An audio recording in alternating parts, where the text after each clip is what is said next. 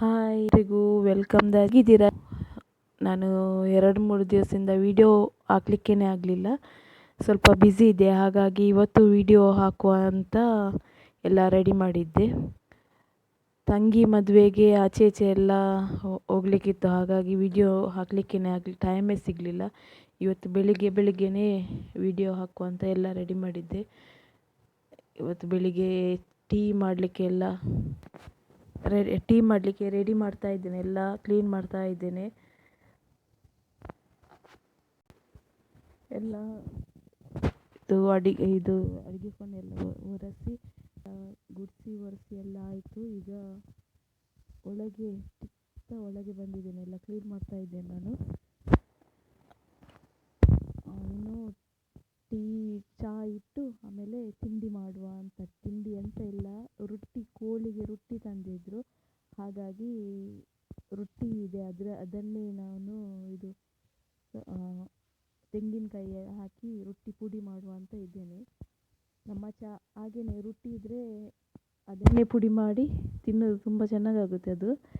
ಹಾಗಾಗಿ ಇವತ್ತು ಅದರಲ್ಲೇ ಅಡ್ಜಸ್ಟ್ ಮಾಡುವ ಅಂತ ಇದ್ದೆ ನಾನು. ಚಹಾ ಇಡ್ತಾ ಇದ್ದೇನೆ, ಮತ್ತು ಕುಡಿಲಿಕ್ಕೆ ಬಿಸಿ ನೀರಿಗೆ ರೆಡಿ ಮಾಡ್ತಾ ಇದ್ದೇನೆ ನಾನು. ಒಂದರಲ್ಲಿ ಕುಡಿಲಿಕ್ಕೆ ಬಿಸಿ ನೀರು ಇಡ್ತಾ ಇದ್ದೇನೆ ನಾನು.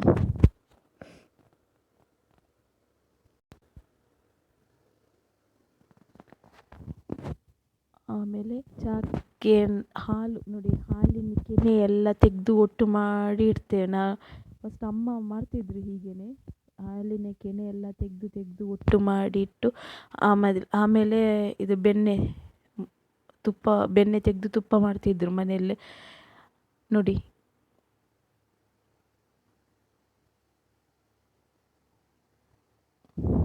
ದಪ್ಪ ಉಂಟು ನೋಡಿ, ಎಲ್ಲ ಒಟ್ಟು ಮಾಡಿಟ್ಟು ಮನೆಯಲ್ಲೇ ತುಪ್ಪ ಮಾಡೋದು. ಅಂದರೆ ಚಿಕ್ಕಮ್ಮನ ಹತ್ರ ಹಸು ಉಂಟು, ಹಾಗಾಗಿ ಅವರ ಹಾಲು ಕೊಡ್ತಾರೆ. ಅದರದ್ದು ನಾವು ದಿವಸಲು ಕೆನೆಲ್ಲ ಮೇಲಿಂದ ತೆಗೆದು ಇಟ್ಟು ಅದನ್ನು ಒಟ್ಟು ಮಾಡಿಟ್ಟು ನಾವು ತುಪ್ಪ ಮಾಡೋದು ನೋಡಿ. ಎಷ್ಟು ದಪ್ಪ ಉಂಟು ನೋಡಿ, ಸ್ಪೂನಲ್ಲಿ ಇಳಿತಾನೆ ಇಲ್ಲ, ಅಷ್ಟು ದಪ್ಪ ಉಂಟು ನೋಡಿ. ಇದನ್ನು ಸ್ವಲ್ಪ ಹೊತ್ತು ಫ್ರಿಜ್ಜಲ್ಲಿಟ್ಟರೆ ಅದು ಹಾಗೆಯೇ ದಪ್ಪಾಗಿ ನಿಲ್ತದೆ, ಅದರಿಂದ ತೆಗೆದ್ರೆ ಆಯಿತು. ನಾನು ಬಿಸಿ ಮಾಡಿ ಕೆನೆ ತೆಗೆಯೋದಲ್ಲ ಇದು ನೋಡಿ. ಇದು ಕೆನೆ ತೆಗೆದಾದ ನಂತರ ಮತ್ತೆ ಟೀಗೆ ಹಾಕೋದು ನಾನು. ಹೀಗೇನೆ ಮಾಡೋದು ದಿವಸಲು. ಮತ್ತು ಒಟ್ಟು ಮಾಡಿ ಇಟ್ಟಿಟ್ಟು ಫುಲ್ ಆದ ನಂತರ ಬೌಲಲ್ಲಿ ಫುಲ್ ಆದ ನಂತರ ಮತ್ತೆ ಬಿಸಿ ಮಾಡಿ ಮತ್ತು ಬೆಣ್ಣೆ ತುಪ್ಪ ಎಲ್ಲ ಮಾಡೋದು. ನೆಕ್ಸ್ಟ್ ಟೈಮ್ ತೋರಿಸ್ತೇನೆ ನಾನು. ಈಗ ರೊಟ್ಟಿ ಪುಡಿ ಮಾಡೋದು ನಾನು ಹೇಗೆ ಮಾಡ್ತೇನೆ ಅಂತ ನಿಮಗೆ ತೋರಿಸ್ತೇನೆ ನಾನು. ಹೆಚ್ಚಿನವರು ಹೀಗೇನೆ ಈಚೆ ಎಲ್ಲ ಹೀಗೇನೆ ಹೆಚ್ಚಿನವರು ಮಾಡೋದು. ರೊಟ್ಟಿ ಇದ್ದರೆ ಅದನ್ನೇ ಹಾಕಿ ಎಂತ ಮಾಡೋದಿಲ್ಲ, ರೊಟ್ಟಿ ಪುಡಿ ಮಾಡಿ ಚಹಾ ಕುಡಿಯೋದು ಅಷ್ಟೇ. ಈಚೆ ಸ್ವಲ್ಪ ತೆಂಗಿನಕಾಯಿ ತಗೊಂಡಿದ್ದೇನೆ ನಾನು ತುರಿದು. ಆಮೇಲೆ ಅದಕ್ಕೆ ಸ್ವಲ್ಪ ಸಕ್ಕರೆ ಹಾಕ್ತಾ ಇದ್ದೇನೆ ನಾನು.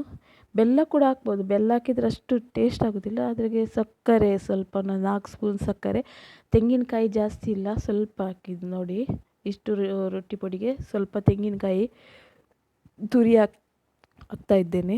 ಮತ್ತು ರೊಟ್ಟಿ ಪುಡಿ ಅಂದರೆ ರೊಟ್ಟಿ ಇರ್ತದೆ, ಅದನ್ನೇ ಚೆಂದ ಮಾಡಿ ಪುಡಿ ಮಾಡಿದರೆ ಆಯಿತು.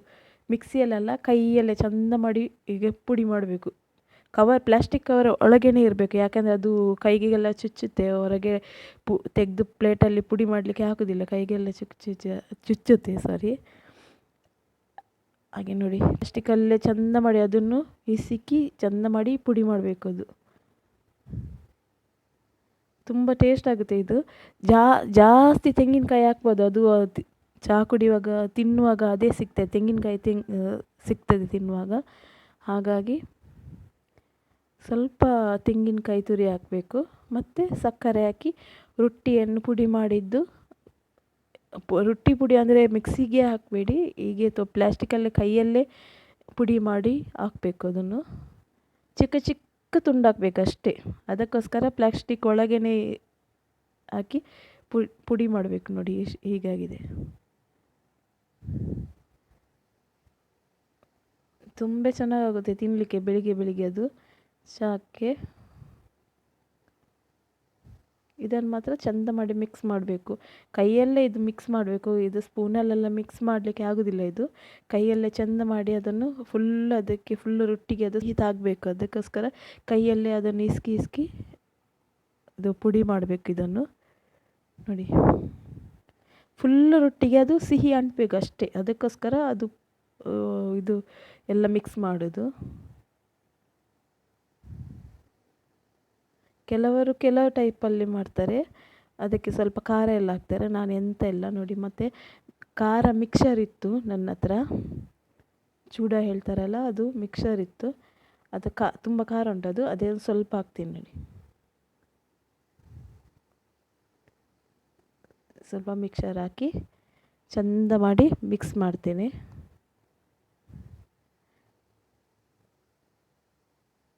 ಇದು ಚಹಾ ಆಚೆಯಿಂದ ಚಹಾ ರೆಡಿ ಆಗಿ ಚೆಂದ ಇದು ಮಾಡಬೇಕು. ಇದು ಮಾಡಿಟ್ರೆ ಇದು ಫುಲ್ಲು ಗರಿ ಗರಿ ಆಗೋದಿಲ್ಲ ತಿನ್ನುವಾಗ. ನೋಡಿ, ರೊಟ್ಟಿ ಪುಡಿ ಎಲ್ಲ ರೆಡಿಯಾಗಿದೆ. ಈಗ ಚಹಾ ಕುಡಿಲಿಕ್ಕೆ ನಾವು ರೆಡಿ ಮಾಡ್ತಾ ಇದ್ದೇನೆ. ಆಚೆಯಿಂದ ಚಹಾ ಆಗಿದೆ ನಂದು, ಈಚೆಯಿಂದ ರೊಟ್ಟಿ ಪುಡಿ ಕೂಡ ಆಗಿದೆ. ಈಗ ಇನ್ನು ಚಹಾ ಕುಡಿಯೋದು ನಾನು ಮತ್ತು ತಮ್ಮ ಇಬ್ಬರೇ ಇರೋದಲ್ಲ. ಚಹಾ ನಮಗಿಬ್ಬರಿಗೆ ಇಟ್ಟಿದ್ದೇನೆ ನಾನು. ಈಗ ಇನ್ನು ಚಹಾ ಕುಡಿತೇವೆ. ಚಹಾ ಕೂಡ ರೆಡಿಯಾಗಿದೆ, ಚಹಾ ಕುಡಿತೇನೆ ನಾನು. ಇವತ್ತಿನ ವಿಡಿಯೋ ಇಲ್ಲಿಗೆ ಎಂಡ್ ಮಾಡ್ತಾ ಇದ್ದೇನೆ. ನಿಮಗೆ ಇಷ್ಟ ಆದರೆ ಲೈಕ್ ಮಾಡಿ, ಶೇರ್ ಮಾಡಿ, ಕಮೆಂಟ್ ಮಾಡಿ, ಸಬ್ಸ್ಕ್ರೈಬ್ ಮಾಡಿ. ಪ್ಲೀಸ್ ಚಾನಲ್ಗೆ ಸಪೋರ್ಟ್ ಮಾಡಿ. ನಾನು ಇನ್ನು ಕುಡಿತೇನೆ. ಎಲ್ಲರಿಗೂ ಬಾಯ್.